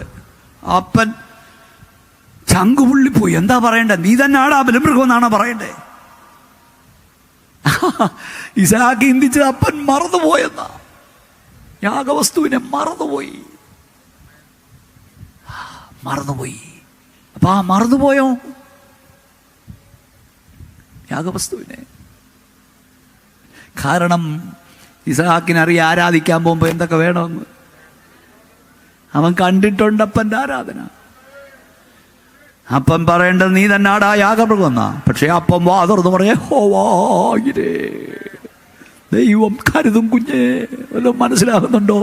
ഏത് പ്രതിസന്ധിയുടെ നടുവിലും നിന്റെ തലമുറയോട് പറയണം, കരുതുന്നൊരു ദൈവം നമുക്കുണ്ട്. വായം തുറക്ക്, കരമടിച്ചോ, ശക്തിയോടെ ദൈവത്തിന് സ്തോത്രം പറഞ്ഞു. കരുതുന്നൊരു ദൈവമുണ്ട് കുഞ്ഞേ. നിന്റെ അപ്പൻ ക്ഷീണിക്കുമ്പോൾ മക്കളെ നിങ്ങൾ ധൈര്യപ്പെടുത്തണം. പപ്പാ, ഇതുവരെ നമ്മളെ കൊണ്ടുവന്ന ദൈവം ഇനി നമ്മളെ നടത്തും. അമ്മ ക്ഷീണിക്കുമ്പോൾ, ഭാര്യ ക്ഷീണിക്കുമ്പോൾ ഭർത്താവ് ധൈര്യപ്പെടണം. എടി കൊച്ചേ, ഇതുവരെ നമ്മളെ കരുതിയവൻ ഇനിയും കൈവിടില്ല. ഭർത്താവ് ക്ഷീണിക്കുമ്പോൾ ഭാര്യ ധൈര്യപ്പെടുത്തണം. അച്ഛാ, ഇതുവരെ നമ്മളെ കൊണ്ടുവന്ന ദൈവം ഇനി നമ്മളെ കൈവിടില്ല. മക്കൾ ക്ഷീണിക്കുമ്പോൾ അപ്പനും അമ്മയും ധൈര്യപ്പെടുത്തണം. അപ്പനും അമ്മയും ക്ഷീണിക്കുമ്പോൾ മക്കൾ ധൈര്യപ്പെടണം. കരമടിച്ചോ, സ്തോത്രം പറഞ്ഞോ. കരുതും കുഞ്ഞേ, ദൈവം നമുക്കായി കരുതും. അല്ലാതെ വിഷം വാങ്ങിച്ചുകൊണ്ട് പോവാ ചാകാവുന്നല്ല, കിണറ്റി ചാടാവുന്നല്ല. ഹോവായിരേ, മേളി ചെന്നു, യാഗപീഠം പണിതു, ഇസ്ഹാക്കിനെ കെട്ടി അവിടെ കിടത്തിയിട്ട് ഇസ്ഹാക്ക് ഒന്നും മിണ്ടിയില്ല. എൻ്റെ അപ്പാ, നീ എന്നെ കളിപ്പിച്ചത് എന്തിനാന്ന് ചോദിച്ചില്ല. ഇണങ്ങി പറഞ്ഞ് എന്നെ വിളിച്ചുകൊണ്ട് വന്ന് ഇതിനാണോ എന്ന് ചോദിച്ചില്ല. കാരണം ഇസ്ഹാക്കിനറിയാം അവൻ്റെ അപ്പൻ സേവിക്കുന്ന ദൈവം ആരാണെന്ന്. അവൻ്റെ അപ്പൻ ഭോഷ്കു പറയില്ല, അവൻ്റെ അപ്പനും ഭോഷ്കു പറയില്ല. എൻ്റെ അപ്പൻ എന്നെ ഇവിടെ വെട്ടിനുറുക്കി ഒരുപിടി ചാരമാക്കി മാറ്റിയാൽ ഹോഷ റിഗുനി, ഈ ചാരത്തിൽ നിന്ന് എഴുന്നേൽപ്പിക്കുവാൻ എൻ്റെ അപ്പൻ സേവിക്കുന്ന ദൈവ ശക്തനത്രേ. എല്ലാ തരങ്ങളെ ചലിപ്പിച്ച് കരങ്ങളടിച്ച് വീണ്ടും ശക്തിയോടെ ദൈവത്തിന് സ്തോത്രം പറയാം. അതാണ് വിശ്വാസം. സ്തോത്രം. തലമുറയെ ആരാധന പഠിപ്പിക്കണം. 1.5 ദിവസം കഴിഞ്ഞപ്പോഴാ അവരറിഞ്ഞത് മോൻ കൂടില്ലെന്ന്. സ്തോത്രം. മോൻ കൂടില്ലെന്ന്. കാരണം അവർ ഊഹിച്ചു കൂടെ ഉണ്ടെന്ന്. പലരുടെയും ജീവിതം ഊഹപ്പുറത്താ.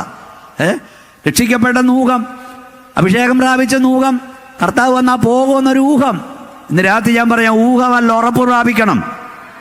ഞാൻ ആരെ വിശ്വസിച്ചിരിക്കുന്നു എന്ന് ഊഹിക്കുന്നല്ല, അറിയുന്നു.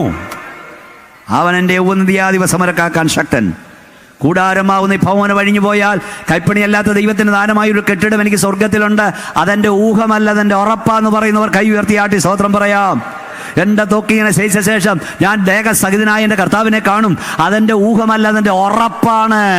കർത്താവ് താൻ ഗംഭീര നാദത്തോടും പ്രധാന ദൈവ ശബ്ദത്തോടെ സ്വർഗത്തിൽ നിറങ്ങി വരും. ക്രിസ്തുവിൽ മരിച്ചു മുമ്പ് എടുത്തു നിൽക്കും. പിന്നെ ജീവനോട് ശേഷിക്കുന്ന നാം അവരോടൊരുമിച്ച് ആകാശ മേഘങ്ങളിൽ കർത്താവിനെ എതിരേൽപ്പാൻ എടുക്കപ്പെടും. അതെൻ്റെ ഊഹമല്ല, അതെൻ്റെ ഉറപ്പാണെന്ന് പറയുന്നവർ കരം ഉയർത്തി ദൈവത്തെ സ്തുതിച്ചേ. ഊഹമല്ല, ഉറപ്പ് പ്രാപിക്കണം.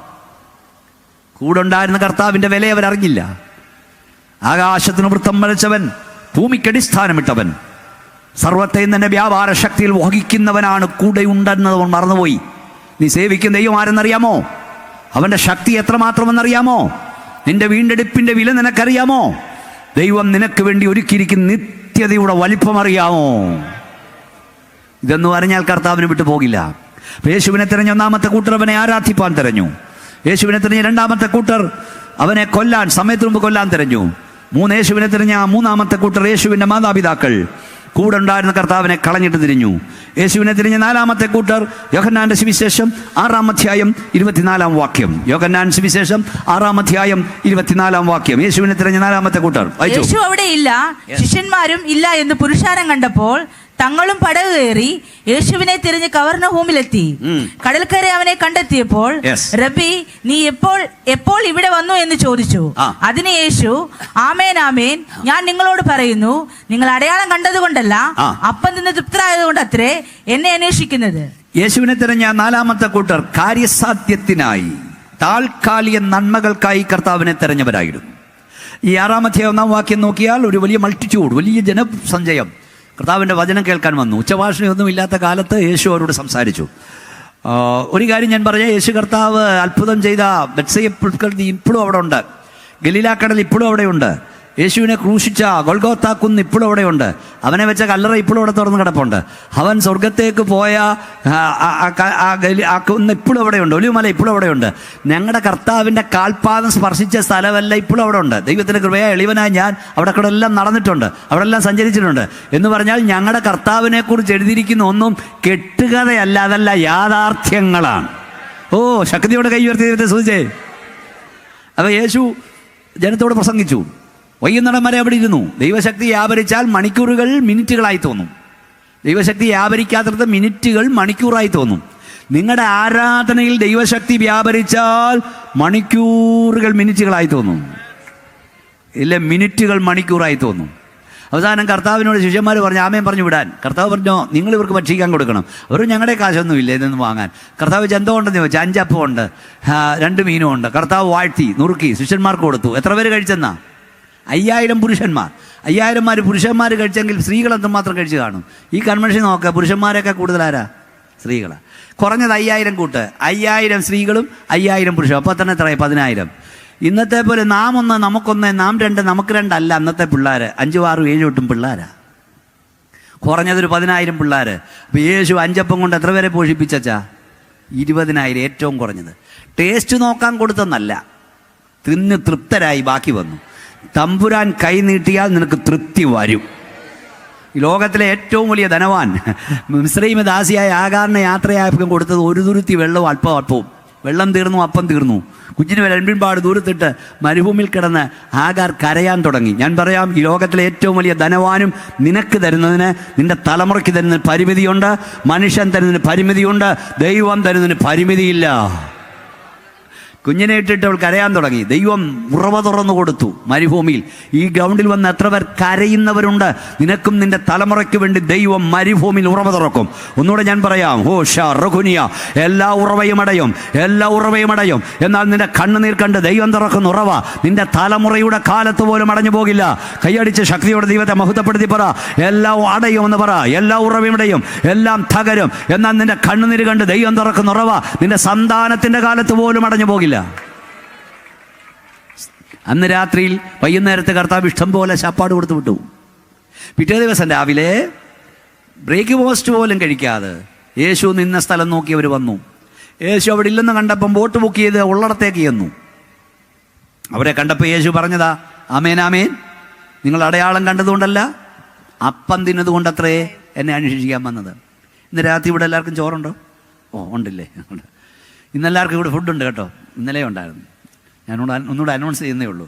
പക്ഷേ ഇന്ന് ഫുഡെല്ലാം തിന്നിട്ട് കഴിച്ചിട്ട് പോയിട്ട് നാളെ വൈകിട്ട് യോഗത്തിന് ഇങ്ങോട്ട് വരുമ്പോഴേ ഇവിടുത്തെ വോളണ്ടിയേഴ്സ് അവിടെ നിന്നിട്ട് നാളെ റെജി പാസ്റ്റർ റെജി മാത്യുവിൻ്റെ പ്രസംഗം കേൾക്കാനൊന്നും നിങ്ങൾ വന്നതല്ല, ഇന്നലെ ശാപ്പാട് കിട്ടി, ഇന്നും ശാപ്പാട് കിട്ടാൻ തിന്നാൻ വന്നാന്ന് പറഞ്ഞ് ആരെങ്കിലും അത് കയറുമോ? ഇല്ല. പക്ഷേ കർത്താവ് പറഞ്ഞു, നിങ്ങൾ അപ്പം തിന്നത് കൊണ്ടല്ല, അടയാളം കണ്ടതുകൊണ്ടല്ല, അപ്പം തിന്നാൻ വന്നതാണ് എന്ന് പറഞ്ഞ് ഇന്നുകൊണ്ട് തലകറക്കം മാറണം, നടുവേദന മാറണം, വിസ കിട്ടണം. ഇതിനു വേണ്ടി കർത്താവിനെ അന്വേഷിക്കുന്ന ഒരു വലിയ കൂട്ടരുണ്ട്. നാം കർത്താവിനെ അന്വേഷിക്കേണ്ടത് മെറ്റീരിയൽ ബെനിഫിറ്റ്സിന് വേണ്ടിയല്ല, നിത്യതയ്ക്ക് വേണ്ടിയായിരിക്കണം. ഒന്ന് കൈ ഉയർത്തിയാട്ടി സ്തോത്രം പറഞ്ഞേ. യേശുക്രിസ്തുവിൻ്റെ കാൽവറിയിലെ പാപപരിഹാര ബലിയാൽ നിനക്കാദ്യം ലഭിക്കേണ്ടത് പാപമോചനമാണ്, നിത്യതയാണ്, സ്വർഗമാണ്. നമ്മൾ കോട്ടയത്ത് നിന്ന് ചിമാട്ടിയിൽ നിന്ന് എവിടുന്നേലും 10000 രൂപ കൊടുത്തൊരു കാഞ്ചീപുരം സാരി വാങ്ങുമ്പം 4 ടവൽ മടക്കി തരും. അതിൻ്റെ പേരാണ് കോംപ്ലിമെൻ്ററി. അല്ലെ 2 കലണ്ടർ മടക്കി തരും. കോംപ്ലിമെൻ്ററി. നീ 10000 രൂപ മുടക്കിയത് കോംപ്ലിമെൻ്ററി ടവലും കോംപ്ലിമെൻ്ററി കലണ്ടറും വാങ്ങാനല്ല, കാഞ്ചീപുരം സാരിക്ക. യേശു കർത്താവ് കാൽവറിയിൽ രക്തം ചീന്തിയത് നിന്റെ തലകറക്കം മാറ്റാനല്ല, നിന്നെ നിത്യതയിലെത്തിക്കാനാ. ജോലി കിട്ടിയോ? കോംപ്ലിമെൻ്ററി. കടഭാരം മാറിയോ? കോംപ്ലിമെൻ്ററി. വിദേശത്ത് പാനത്തോ കോംപ്ലിമെന്ററി. ഈ കോംപ്ലിമെന്ററിക്ക് വേണ്ടിയാകരുത് കർത്താവിനെ പിൻപറ്റേണ്ടത്, നിത്യതയ്ക്ക് വേണ്ടിയായിരിക്കണം.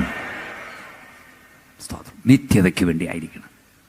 ഈ 6-ാം അധ്യായം പെട്ടെന്ന് നിൽക്കുന്നു. 66-ാം വാക്യം മുതൽ വായിച്ചാൽ നമ്മുടെ കർത്താവ് ഉപദേശങ്ങൾ ശക്തിയോട് പ്രസംഗിക്കാൻ തുടങ്ങിയപ്പോൾ വായിച്ചു 6:66. അന്ന് മുതൽ ശിഷ്യന്മാർ പലരും പിൻവാങ്ങിപ്പോയി. പിന്നെ അവനോടുകൂടെ സഞ്ചരിച്ചു. യേശു കർത്താവ് ഉപദേശങ്ങൾ ശക്തിയോടെ പ്രസംഗിക്കാൻ തുടങ്ങിയപ്പോൾ യേശുവിന്റെ യോഗത്തിന് വന്നവർ കൊടയെടുത്തു, ബാഗ് എടുത്തു, ബൈബിൾ എടുത്തു, സ്തോത്രാഴ്ചയ്ക്ക് കൊണ്ടുവന്ന കാശും തിരികിട്ട് എഴുന്നേറ്റ് പോകാൻ തുടങ്ങി. മനസ്സിലായില്ലേ? ശരിക്കും ഉപദേശം പ്രസംഗിക്കുന്നിടത്തു നിന്ന് ആളുകൾ കൊടയും ബാഗും ബൈബിളും എടുക്കും. ചിലയിടത്തുണ്ട്, ചിലയിടങ്ങളിൽ ദൈവദാസന്മാർ വചനം പ്രസംഗിച്ച് ഏറ്റാൽ അന്ന് സ്തോത്രകാഴ്ച തിരിച്ച് ഇടാതെ പോകുന്ന പാർട്ടികളുണ്ട്. എന്നാൽ പിന്നെ സ്തോത്രകാഴ്ച ഇടുന്നില്ല. നിന്റെ വിചാരം നീ സ്തോത്രകാഴ്ച ഇട്ടില്ലേ ദൈവദാസനെ പട്ടിണിക്കാവുന്ന? നോ. ദൈവത്തിന് നിന്റെ അഭിഷക്തന്മാരെ പുലർത്താൻ ഒരു വഴിയല്ല, 1000 വഴികളുണ്ട്. ദൈവം ഇതിലെ ലോകത്തിൻ്റെ ഒരു നന്മയുടെ വാതിലടഞ്ഞാൽ 9 വാതിൽ ദൈവം നിനക്കും നിന്റെ തലമുറയ്ക്ക് വേണ്ടി തുറന്നു തരും. നീ ഉറവകളെയാണ് ഉറവിടത്തെ ആശ്രയിക്കണം. ഉറവിടത്തെ ആശ്രയിച്ചാൽ ഉറവകൾ അടഞ്ഞാലും പുത്തൻ ഉറവ ദൈവം തുറന്നുകൊണ്ടേയിരിക്കും. ഒന്നുകൂടെ കൈ ഉയർത്തിയാടി സ്തോത്രം പറഞ്ഞേ. ഇവിടെയും ബായും ബൈബിളും എല്ലാം എടുത്തപ്പം പത്രോസായിരിക്കും വന്ന് ചോദിച്ചു കാണും, കർത്താവേ ഒരു പരുവത്തിനൊക്കെ പറ, ഇവരെല്ലാം ബൈബിൾ എടുക്കുന്നത് കണ്ടില്ലേ, ബായ് എടുക്കുന്നത്. കർത്താവ് എന്നേരം എന്താ പറഞ്ഞേ? എൻ്റെ പത്രോച്ചാ നീയെങ്കിലും പിടിച്ച് നിൽക്കാൻ നോക്കടാന്നാണ് പറഞ്ഞേ. കർത്താവ് എന്താ പറഞ്ഞു? വായിക്കേ സിസ്റ്ററെ, വായിക്കുന്നേ. ആകയാൽ യേശു 12 നിങ്ങൾക്കും പോയിക്കൊള്ളുവാൻ മനസ്സുണ്ടോ എന്ന് ചോദിച്ചു. ഇവിടെ കർത്താവ് പറഞ്ഞു നീയെങ്കിലും പിടിച്ച് നിൽക്കാൻ നോക്കടാന്നല്ല, നിനക്കും പോവാൻ മനസ്സുണ്ട്, പോവടെ. പക്ഷെ പത്രോസിന്റെ മറുപടി എന്നെ കരയിപ്പിച്ചു.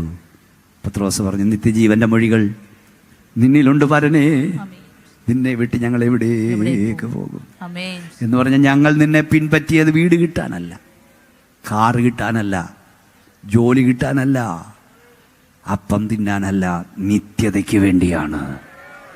ന്യൂ ലൈഫ് ചർച്ച് ഓഫ് ഗോഡിൻ്റെ ജനറൽ കൺവെൻഷൻ വന്ന എത്ര പേർക്ക് തൻ്റെ ഇടത്തോട് പറയാൻ കഴിയും, ഞാൻ എൻ്റെ കർത്താവിനെ പിൻപറ്റിയത് ഇവിടെ എന്തെങ്കിലും പ്രാപിക്കാനല്ല, എനിക്ക് നിത്യത കിട്ടണം. അതിനാന്ന് കൈ ഉയർത്തിയാട്ടി എന്ന് സ്തോത്രം പറഞ്ഞ് ആ കൈകളൊന്ന് അടിച്ച ശക്തിയോട് പിശാചി കേൾക്ക പറ, ഞാൻ എൻ്റെ യേശുവിനെ പിൻപറ്റുന്നത് ഓ ഷബാറഖുനിയ ഇവിടെ എന്തെങ്കിലും പ്രാപിക്കാനല്ല, നിത്യതയ്ക്ക് വേണ്ടിയാ. ഈ ആയുസ്സിൽ എൻ്റെ കഷ്ടത മാറിയാലും ഇല്ലെങ്കിലും, എൻ്റെ രോഗം സൗഖ്യമായാലും ഇല്ലെങ്കിലും, ഞാൻ പ്രാർത്ഥിക്കുന്നൊക്കെ കിട്ടിയാലും നീ എൻ്റെ ദൈവം. എനിക്കെൻ്റെ യേശുവിനെ പിൻവിട്ട് മാറാൻ കഴിയില്ല. യേശുവിനെ അന്വേഷിച്ച 6-ാമത്തെ കൂട്ടരാണ് നമ്മുടെ കുറിവാക്യം. യേശു അവിടെ ഇല്ല. നമ്മുടെ കുറിവാക്യം എന്തായിരുന്നു? 18 നമ്മൾ ആദ്യം വായിച്ച 18-ാം അധ്യായത്തിന് 18-4 ശിഷ്യന്മാർ നേരിടുവല്ല പുറത്തു വന്നു. എന്നിട്ട് എന്നെയാണ് തിരിയുന്നെങ്കിൽ വായിക്കണ്ട ഞാൻ പറഞ്ഞുവിടാ. യേശുവിനെ കൊല്ലുവാനായി തിരഞ്ഞു. അവിടെ നിന്നപ്പോൾ അവർക്ക് മനസ്സിലായില്ല. യേശു പറഞ്ഞ എന്നെയാണെങ്കിൽ ഇവർ പൊക്കോട്ടെ. യേശു മാറിയെന്ന് കൊടുത്ത് എന്നാ പിടിച്ചോ, സ്തോത്രം, എന്നെ പിടിച്ചോളാൻ പറഞ്ഞു. അപ്പോൾ ഉടനെ ഒരുത്തൻ വാളൂരി വെട്ടി, കരുത്തിന് വെട്ടിയതാ, ചെവിയിലാ കൊണ്ട്. കർത്താവ് പറഞ്ഞു, വാളുറയിടാ, ഉറയിലിടുക, ഇതിരുളിൻ്റെ വേളയാണ്. നമ്മുടെ പാപനിമിത്തം നമുക്ക് വേണ്ടി അവൻ ഏൽപ്പിച്ചു കൊടുത്തു. ഈ പീലാത്തോസിൻ്റെ അരമനയിൽ കർത്താവ് നിൽക്കുമ്പോൾ പല ചോദ്യം ചോദിച്ചു. ഒരു ചോദ്യത്തിന് കർത്താവ് ഉത്തരം പറഞ്ഞില്ല. 2 ചോദ്യം ഉത്തരം കൊടുത്തുള്ളൂ. ഒരു ചോദ്യം ഇതായിരുന്നു, 19:10 യോഹന്നാന്റെ സുവിശേഷം 19:10 ഒരു അഹങ്കാര ചോദ്യം ചോദിച്ചു. നീ എന്താ ഒന്നും മിണ്ടാത്തത്? പീലാത്തോസ് നിന്നെ വിട്ടയക്കാനും പീലാത്തോസിനോട് നീ എന്നോട് സംസാരിക്കുന്നില്ലയോ? എനിക്ക് നിന്നെ ക്രൂശിപ്പാൻ അധികാരമുണ്ടെന്നും നിന്നെ വിട്ടയപ്പാൻ അധികാരമുണ്ടെന്നും നീ അറിയുന്നില്ലയോ എന്ന് ചോദിച്ചതിന് യേശു അവനോട് മേലിൽ നിന്ന് നിനക്ക് കിട്ടിയിട്ടില്ല എങ്കിൽ എന്റെ മേൽ നിനക്ക് ഒരു അധികാരം ഉണ്ടാകില്ലായിരുന്നു. എല്ലാ ദൈവമക്കളെ കൈയൊന്ന് ഉയർത്തിപ്പിടിച്ച് എല്ലാവരും കൈ ഉയർത്തിയേ.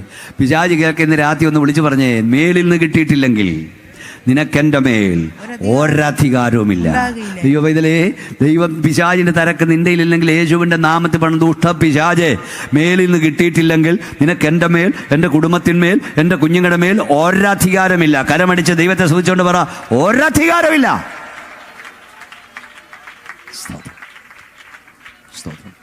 കർത്താവ് നമുക്ക് വേണ്ടി ഏൽപ്പിച്ചു കൊടുത്തു. നമ്മുടെ കർത്താവിനെ അവർ ക്രൂശിച്ചു. കർത്താവായ യേശു ക്രൂശിൽ കിടക്കുമ്പോൾ തൻ്റെ ശിഷ്യന്മാരെല്ലാം ഓടിപ്പോയി. അവനാരുമില്ലെന്ന് വരും. കുറേ നേരത്തെ കർത്താവിന് ആരുമില്ല. ആ വാക്യം വായിക്കുമ്പോഴൊക്കെ ഞാൻ കരയാറുണ്ട്. പക്ഷെ കുറച്ച് കഴിഞ്ഞപ്പോൾ അരിമത്യക്കാരൻ യോസഫ് ധൈര്യപ്പെട്ടു വന്ന് യേശുവിൻ്റെ ഡെഡ് ബോഡി ചോദിച്ചു. ഞാനൊരു TV പ്രഭാഷണം ഇങ്ങനെ പറഞ്ഞു, ദൈവവൈതലേ, കുറച്ച് നേരത്തേക്ക് നിനക്കാരുമില്ലെന്ന് വരും, പക്ഷെ നിനക്കാരുമില്ലാതെ വരില്ല. ഈ ഗ്രൗണ്ടിലെല്ലാവരോടും ഞാൻ പറയാ, മക്കൾ നോക്കിയില്ലേലും മരുമക്കൾ നോക്കിയില്ലേലും ആരെയെങ്കിലും ദൈവം നിനക്കായി ഒരുക്കും. കൈ ഒന്ന് ഉയർത്തിപ്പിടിച്ചുകൊണ്ട് പറയുന്നേ, വാതുറന്ന് പറയുന്നേ, ഒന്ന് ഒരുമിച്ച് പറഞ്ഞ്, എനിക്കാരുമില്ലാതെ വരില്ല, എനിക്കാരുമില്ലാതെ വരില്ല. കരമടിച്ച് ശക്തിയോട് ദൈവത്തെ സ്തുതിച്ചോണ്ട് പറ. എല്ലാ അപ്പച്ചന്മാരും പറ, എല്ലാ അമ്മച്ചിമാരും പറ, എല്ലാ കുഞ്ഞുങ്ങളും പറ, എനിക്കാരുമില്ലാതെ വരില്ല. ശക്തിയോട് കരമടിച്ച് പറ, ആരെയെങ്കിലും ദൈവം എനിക്ക് വേണ്ടി ഒരുക്കുമെന്ന് പറ. എനിക്കാരുമില്ലാതെ വരില്ല, എൻ്റെ ദൈവം ആരെയെങ്കിലും എനിക്ക് വേണ്ടി ഒരുക്കും. സത്യത്തിൽ പത്രോസ് ഓടിപ്പോയത് എത്ര നന്നായി. സത്യത്തിൽ യേശു കർത്താവിൻ ഡെഡ് ബോഡി ഏറ്റുവാങ്ങേണ്ടത് ആരായിരുന്നു? പത്രോസ്. പത്രോസ് ഡെഡ് ബോഡി എടുത്ത് എവിടെ കൊണ്ടടക്കിയേനെ? കടൽപ്പുറത്ത് കൊണ്ടടക്കിയേനെ. പത്രോസേ, നീ ഓടിയത് നന്നായി. ദൈവം ആമ്പിള്ളാരെ കാര്യം കൈയേൽപ്പിച്ചു. ദൈവം ഇതിലെ ചിലരൊക്കെ നിന്നെ കൈയൊഴിയുന്ന നല്ലതിനാ. ചിലർ കൈവിടുമ്പോൾ കൈ ഏൽക്കവണ്ടവൻ്റെ കയ്യിൽ ദൈവം നിന്നെ ഏൽപ്പിക്കും. ഒന്ന് ശക്തിയോടെ കരമടിച്ച് വാതുറന്ന് പറ, നിന്നെ ചില കൈ ഒഴിഞ്ഞതിനായി സ്തോത്രം പറ. സഹായിക്കാൻ കടപ്പെട്ടവൻ, സഹായിക്കുമെന്ന് പറഞ്ഞവൻ, സഹായിക്കുമെന്ന് പ്രതീക്ഷിച്ചവൻ കൈവലിച്ചെങ്കിൽ ഭാരപ്പെടരുത്. ഇവരാരുമല്ല നിന്നെ ഉയർത്തിയത്, സ്വർഗത്തിലെ അപ്പച്ചന്തിന്റെ തലമുറ ഉയർത്തിയെന്ന് വരണം. യേശുവിനെ ക്രൂശിച്ചു. യേശു കർത്താവിനെ ക്രൂശിച്ച ശേഷം പിലാത്തോസിന്റെ അരികിൽ വന്ന് പറഞ്ഞു, യജമാനെ, അച്ചാദിയൻ എഴുന്നേക്കുമെന്ന് പറഞ്ഞ് ഞങ്ങൾക്ക് ഓർമ്മ വരുന്നു. യജമാനെ എന്ന് വിളിച്ചു പിലാത്തോസിനെ. യേശുവിനെ ചതിയെന്ന് വിളിച്ചു. പിലാത്തോസ് പറഞ്ഞു, ഞാൻ കാവൽ കൂടെ തരാം, പോയി നിങ്ങളാലാവോളം കല്ലറ ഉറപ്പാക്കുക. ലോകത്തിലെ ഏറ്റവും വലിയ സൈന്യശക്തി നമ്മുടെ കർത്താവിൻ്റെ കല്ലറയ്ക്ക് കാവൽ നിന്നു. ലോകത്തിലെ ഏറ്റവും വലിയ സൈന്യശക്തി റോമൻ സൈന്യാധിപർ. അത് മാത്രം വലിയൊരു ഇമ്പീരിയൽ മുദ്ര എടുത്ത് വെച്ചു, വലിയൊരു കല്ലെടുത്ത് വെച്ചിട്ട് ഇമ്പീരിയൽ മുദ്ര വെച്ചു. അത് തൊട്ടാൽ മരണമാണ്. പേടിത്തണ്ടന്മാർ തൊടില്ല ശിഷ്യന്മാർ. അതുകൂടാതെ ദൃശ്യലോകത്ത് ഇതൊക്കെ നടക്കുമ്പോൾ അദൃശ്യലോകത്ത് പിശാചുവിൻ്റെ 1000 ദൂതന്മാരും നമ്മുടെ കർത്താവിൻ്റെ കല്ലറയ്ക്ക് കാവലായിരുന്നു. മാത്രമല്ല, ഈ കല്ലറയ്ക്കകത്ത് മരണവും പാതാളവും, ആദാം മുതൽ വാഴുകയാണ് മരണം. കർത്താവിനെ വിടില്ലെന്ന് പറഞ്ഞുകൊണ്ടിരിക്കുന്നു. ഒന്നുകൂടെ ഞാൻ ആവർത്തിക്കുന്നു, ലോകത്തിലെ ഏറ്റവും വലിയ സൈന്യശക്തി ദൃശ്യലോകത്ത് നമ്മുടെ കർത്താവിൻ്റെ കല്ലറയ്ക്ക് കാവൽ നിൽക്കുന്നു. അദൃശ്യലോകത്ത് പിശാചുവിൻ്റെ സകല ദൂതന്മാരും കാവൽ നിൽക്കുന്നു. അതുമാത്രമല്ല, മരണവും പാതാളവും നമ്മുടെ കർത്താവിനെ വിടില്ലെന്ന് പറയുന്നു. 4:23 വാക്യം, മരണം അവനെ പിടിച്ചു വെക്കുന്ന അസാധ്യമായിരുന്നു. അവൻ മരണത്തെ തകർത്ത് ഉയർത്തെഴുന്നേറ്റു. കൈ ഉയർത്തിയാട്ടി സ്തോത്രം പറയൂ മക്കളെ. 2 കാര്യങ്ങൾ പറഞ്ഞിട്ട് ഞാൻ ഈ പ്രഭാഷണം അവസാനിപ്പിക്കാം. ഒന്ന്, നമ്മുടെ വാഴ്ത്തപ്പെട്ട കർത്താവ് ഉയർത്തെഴുന്നേൽക്കാതിരിപ്പാൻ എന്തെല്ലാം ചെയ്യാമോ അതെല്ലാം പിശാച് ചെയ്തു. അതെല്ലാം എൻ്റെ കർത്താവ് നോക്കിക്കൊണ്ടിരുന്നു. ഇന്ന് രാത്രി ഞാൻ പറയാം, നിൻ്റെ ഉയർച്ചയ്ക്കെതിരെ, നിൻ്റെ നന്മയ്ക്കെതിരെ, നിൻ്റെ സഭയ്ക്കെതിരെ, നിൻ്റെ പ്രവർത്തനത്തിനെതിരെ, നിൻ്റെ തലമുറയ്ക്കെതിരെ എന്തെല്ലാം ചെയ്യാമോ അതെല്ലാം പിശാച് ചെയ്തു കൊള്ളട്ടെ. എന്നാൽ ജയം സാത്താനല്ല, ജയം യേശുവിനത്രേ. കൈ ഉയർത്തി വാതുറന്ന് പറ, കരമടിച്ച് വാതുറന്ന്, ഓ ഷറഗനിയ, യേശുവിൻ്റെ നാമത്തിൽ പറ, ദുഷ്ടപിശാചേ, നിനക്ക് എനിക്കെതിരെ എന്തൊക്കെ ചെയ്യാമോ അതെല്ലാം ചെയ്തോ. എന്നാൽ ജയം നിനക്കല്ല, യേശുവിനാ. ജയം പിശാചിനല്ല, യേശുവിനാ. ജയം സഭയ്ക്കാ.